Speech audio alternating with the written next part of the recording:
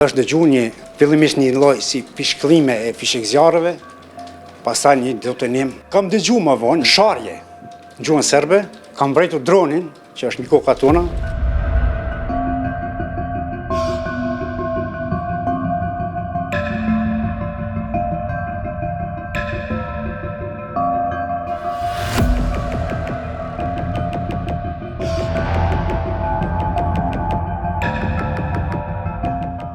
Në datë 24/09, dikun rreth orës 2, ne kemi marrë informacion përmes radiolidhjes, kemi ndëgjuar kolegët e njësisë kufitare se në fshatin Banjsk janë vendosur barrikada, është vendosur një barrikadë.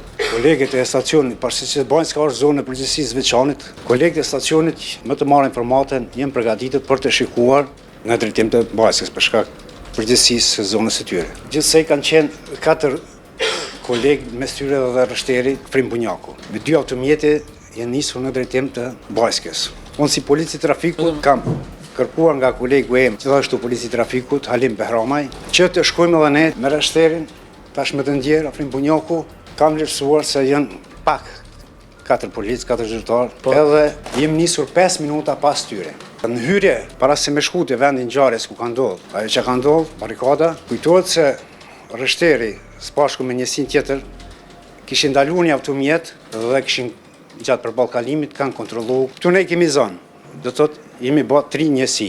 A mundesh me tregu gjykatës me saktësi momentin e parë të sulmit, çfarë ke dëgjuar, çfarë pamje kishit ju në ato momente? Si thash, kemi fillu më afru në afërsi, kemi ecur bashkësisht kush ka qenë për pozicioneve, unë me kolegun tim kemi qenë fundit, mbaj mend që në vendi ku ka qenë e vendosur barrikada, komplet ne kemi qenë në ndriçim publik, ndërsa pas barrikadës, që ishin 2 kamiona në orë të vendosur, në mënyrë paralele, nuk ka pas ndriçim publik, si dhe komplet fshati Banjsk nuk ka pas ndriçim publik. Bilin as ndriçim të shtëpia, më të them. Është dëgjuar fillimisht një lloj si pishkllime e fishekzjarëve, pastaj një detonim që ka shkaktuar një zbardhje komplet rrugës. Njëjtën kohë janë dëgjuar të shtëna nga drejtime të ndryshme, ku dijon kalibra të ndryshme në bazë krismave. Unë për një moment kam arritur të kthehem përsëri tek automjeti im, kam me dorë, aty ku përgjigjesh zjarrit nga drejtimi që kam vlerësuar më shumë që janë duke ardhur krisma. Nuk di sakt pas sa kohëve kam shiquar nga drejtimi ku ishim ne i barrikadës, dhe kam vërejtur se aty një person ishte i shtrirë, nuk kam qenë 100% i sigurt se është rështeri, megjithëse kam pasur dyshimet e mia se mund të jetë, dhe kam shikuar në kam vërejtur se nuk lëvizte. Shumë shpejt, zyrtar policor Elez Peci, së bashku me një zyrtar të njësisë kufirit, kanë arritur ta marrë një automjet Toyota, automjetin që ishte më herët rështerin, edhe kanë tërhikur rështerin tashmë të ndjerë, kanë futur në automjet, mes plumbave, kanë arritur të largohen nga vendi ngjarjes.